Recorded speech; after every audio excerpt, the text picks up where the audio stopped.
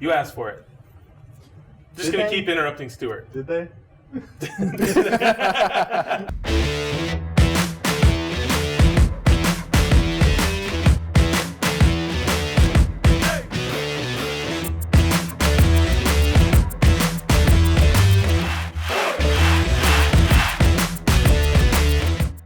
Hey folks, this is The One Sheet. It's a little show where we talk about the design of movie posters. I'm Stewart Schuster. I'm Mr. Ben Burns, and we have a special guest today. Hey, I'm Mr. Greg Gunn. That was weird.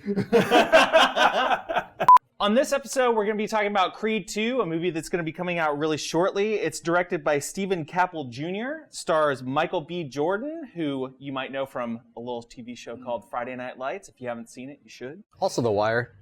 The Wire, also a great one. Black Panther. Yep. He's in everything, and he's great! Some guy named Sylvester Stallone, I don't know who he is. Tessa Thompson, Dolph Lundgren, who, I don't know, this is just a little piece of trivia for you guys. Dolph Lundgren is actually like genius level. If you look it up on Google, he's actually like super intelligent and smart, which I didn't realize. That's awesome. And he's also in Kindergarten Cop 2. Yeah. So... More importantly. My favorite movie. And Florian Montanu. I hope I got that name right. Probably not. The poster was designed by a little company called Concept Arts. And we're going to talk about them a lot on this show because it seems like every movie recently goes through them. So get used to hearing that name, Concept Arts. To name a few of the probably the most recent ones, Mission Impossible Fallout, A Star is Born, A Quiet Place, The Meg, and Jurassic World Fallen Kingdom. Creed 2 continues to follow the story of Adonis Creed as he teams up with mentor Rocky Balboa when he's challenged to a match by Victor Drago, the son of Ivan Drago, who killed Adonis's father, Apollo, in a boxing match. First impressions from me, I'm thrilled at this. I love this compositionally. I think it's a great way to communicate the multi-generational conflict that we have. I'm a big Rocky fan myself, and so seeing this, it just gets my juices flowing. That was really awkward. What does it do to you? Gets my man juices flowing. Yeah! I feel my testosterone pumping on this one. I'm just like, I'm super thrilled about it.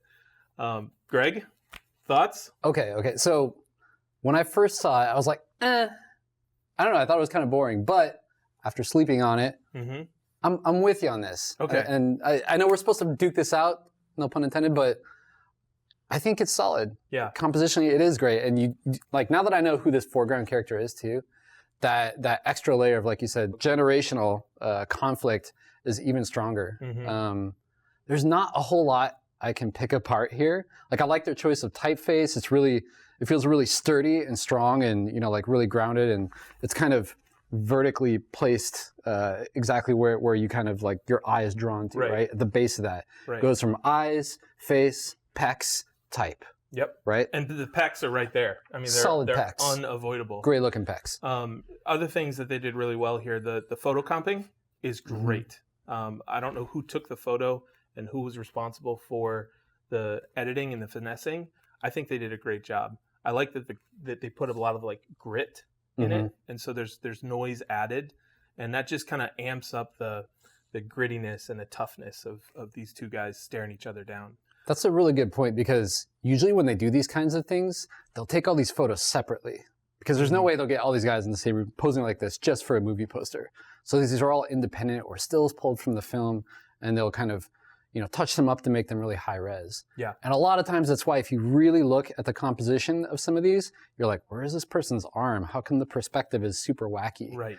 And it's not easy to do, granted, but they do it really well in this poster. Now, here's the other thing. We as humans are automatically attracted to people's eyes. So if you notice, a lot of the thumbnails that we do, we try and look right down the barrel to you guys, the audience. And that's for a reason, because when you see somebody's eyes, it gives you a little bit of pause. And so when we look at this poster, you can literally follow their eye line. I start at Creed, and I go right over to the New Russian, then down to Stallone, and then over to Dolph. Yeah, you kind of zigzag downward. Yep. Huh? Yeah. So here's some things that I would do to make this a little bit better. So whenever I look at compositions, I'm looking for things that are a little bit distracting. And the main thing that I see here is these guys' undies, right? So we have these two kind of snippets of their clothing, and I feel like there's no reason for it, and it's such a small sliver that it just pulls your eyes down. Can I make a counterpoint to that? Yeah. I have a reasonable counterpoint. If you can imagine not seeing their undies there, what would it look like? It would look like two naked dudes standing really close face to face to each other. I think it's pretty clear they're in a boxing match and you can kind of see a crowd behind them. But I actually think that little bit of detail with their boxing shorts is important, because if you were to crop that, it might look like they're nude.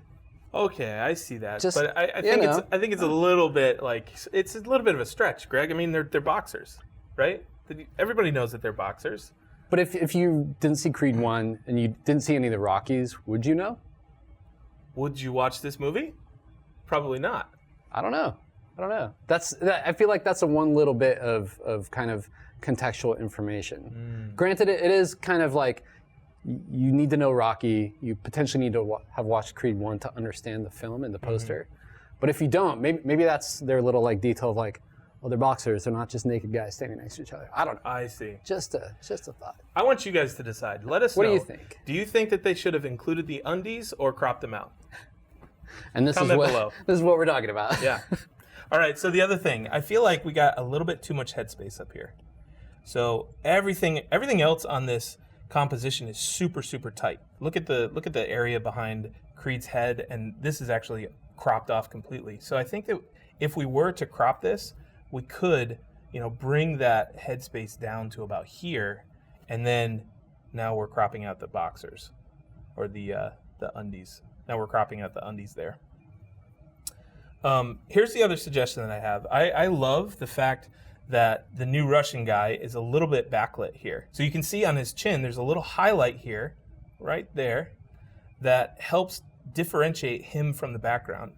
Now, on Creed's chin, there's no highlight. And so his chin kind of blends in with Sly's hat there. And so I think that this is a little, if we could have a highlight there just to pop his chin out, it would make it a little bit clearer. You know what else they did do right, though, is if you look at this, they're trying to build this sense of drama. And, what does drama mean visually? It's contrast. It's contrast in scale, so big against small, and light and dark, too. So if you look at, these foreground guys, and even Stallone and Dolph, they're kind of darker, but they're supposed to be in this huge, I imagine, like Vegas arena where they're boxing. So if you look in the background, you can't really see anyone's faces, but you get the sense that there's a massive crowd back there and that there's a lot of light, even though it's probably pretty dark in there if you imagine a boxing ring, right? But they use that to really help, pull the contrast out, and you get this really clear read of Stallone's face. I mean, like profile, it's perfect. It pops out from that background. Yeah. I also like that they've differentiated the middle tier. So we've got the foreground, which is the two new guys.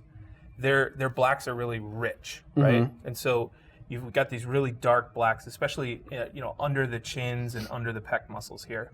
Then when we go into the middle ground, the blacks are lifted a little bit, and so you can see if Sly's jacket were treated the same as Michael B. Jordan's armpit, this black would be a lot darker. And so to communicate distance away from the camera, they've actually lifted those blacks up and made them a little lighter. You know what the term for that is? What is it? Atmospheric perspective.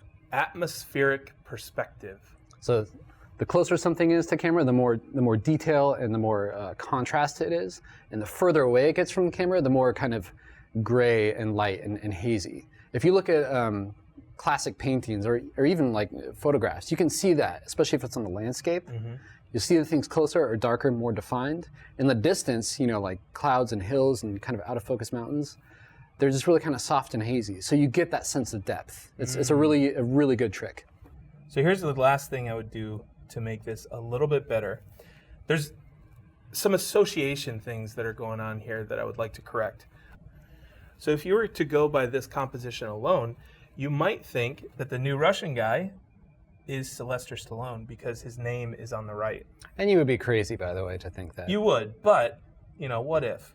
So I think kind of a different way to go about this would be to have 2 rows of names on either side, just to give that composition a little bit more repetition. The other thing that you could do is simply just move the names under the movie title. So by moving these names under the movie title, now we're breaking that association. Otherwise, I think it's a fantastic poster. I mean, these are all super, super nitpicky things. Right? Yeah. Well done. It is time for my favorite part of the show. Did you know? Stewart? It's a new movie, so I don't have any trivia. There's no trivia. It's not out yet. This. I haven't seen it. So did you know that I haven't seen it yet? Now it's time to test your knowledge. What I love about this poster, what I love about the logo, is the repetition of the angled strokes above the Roman numeral 2. Okay, and they've repeated that same angle in the middle of the E, and so you can see that middle line in the E is kind of angled outwards. So your trivia question today is, what is that middle part of the E called? I want you to put it in the comments section below, and we'll see what you guys think.